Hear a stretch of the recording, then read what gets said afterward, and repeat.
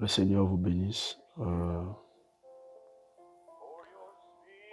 Je me sens conduit de parler sur quelque chose, en fait, de précieux que Dieu nous a fait la grâce par son amour, de quoi qui ne cesse à déborder dans nos cœurs, qui nous rend si heureux, si joyeux, si contents, parce que c'est important. Comme j'avais dit la fois dernière, j'ai pu avoir, en fait, j'avais eu un accident au niveau du travail et que je passe beaucoup de temps à la maison. Ma foi, il y a des moments où on n'a rien à faire. On peut lire, on peut essayer un peu d'étudier quelque chose. À un moment, quand on se sent un peu isolé, on essaie un peu à se défouler. Juste question de vouloir exprimer, partager un peu cette grâce, cet amour que Dieu nous a accordé dans ces derniers jours en travers un homme. Parce que c'est un amour inexprimable, un amour sans limite. C'est une grâce alors que nous ne méritons rien en réalité. Ma foi, nous ne sommes pas plus meilleurs ou plus peut-être plus agréables que certaines personnes qui n'ont peut-être pas reçu cette grâce que Dieu nous a accordée. De croire ce message, parce que le message, c'est une grâce que Dieu permet que nous puissions recevoir ce message en travers un prophète appelé William Branham, comme il y a eu d'autres prophètes dans chaque âge de l'Église. Vous allez constater que dans le premier âge de l'Église, qui était l'âge où Dieu a commencé à traiter avec des gentils, après avoir traité avec des Juifs, qui était l'âge des apôtres, l'âge d'Éphèse, où il a pris un homme parmi tous ces apôtres, qui était Paul, qui n'était même pas encore apôtre, mais qui était un révolutionnaire, qui combattait même la mission pour laquelle le Seigneur était venu, qui ne permettait pas aux hommes d'adorer le Seigneur, d'exprimer la grâce que Dieu leur avait accordée dans cet âge de l'Église. Jusqu'à ce que nous connaissons l'histoire sur le chemin de Damas, ça c'est dans Acte 9, où il rencontre la colonne de feu, et la colonne de feu lui pose la question, parce qu'à cette époque-là, il n'avait pas encore le nom de Paul, il s'appelait Saul, et que la colonne de feu lui pose la question, pourquoi me persécutes-tu?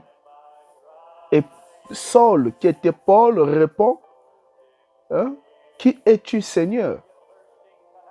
Paul, la voix sortie de la colonne de feu, dit que je suis le Seigneur Jésus-Christ que tu es en train de persécuter.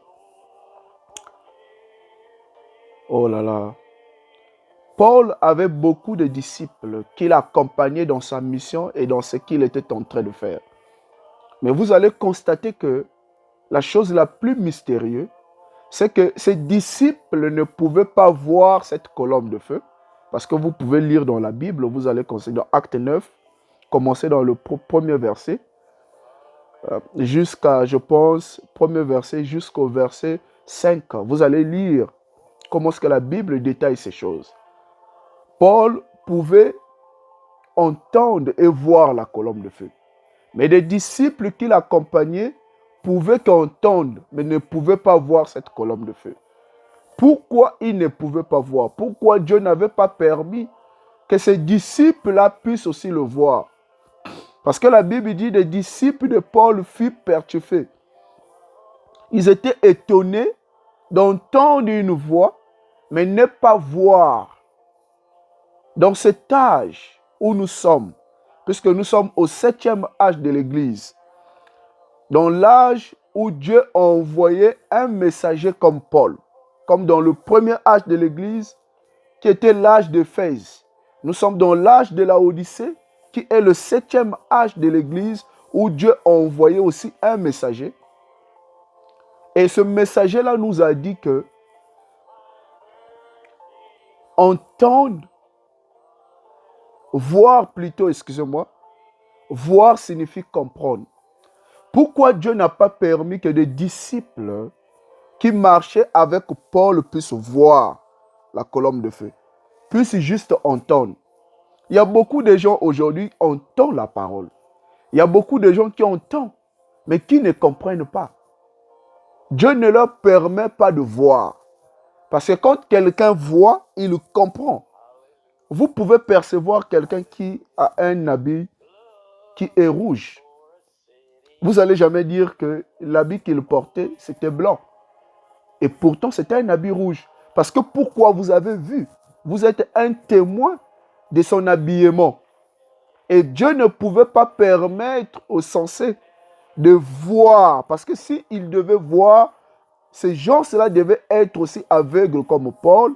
Et ils devaient aussi se convertir. Mais ces jours-là étaient réservés qu'à Paul. C'est pour ça qu'ils ne pouvaient qu'entendre. Parce que tout le monde peut entendre, mais sans comprendre. Ils n'ont même pas entendu parce qu'ils ont seulement écouté. Voilà.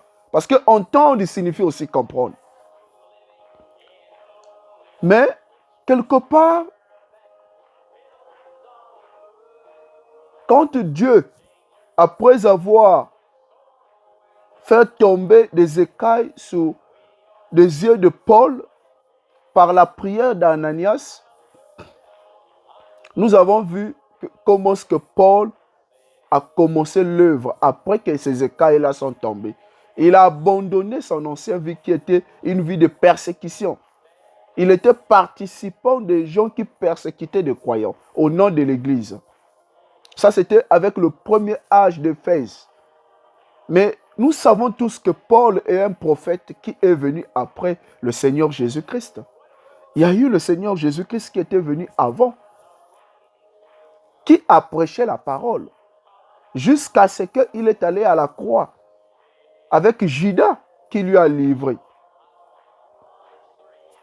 Mais nous savons sans ignorer que Paul, quand il vient après le Seigneur Jésus-Christ, Paul nous dit que nous prophétisons en partie, nous prêchons en partie, quand le parfait viendra.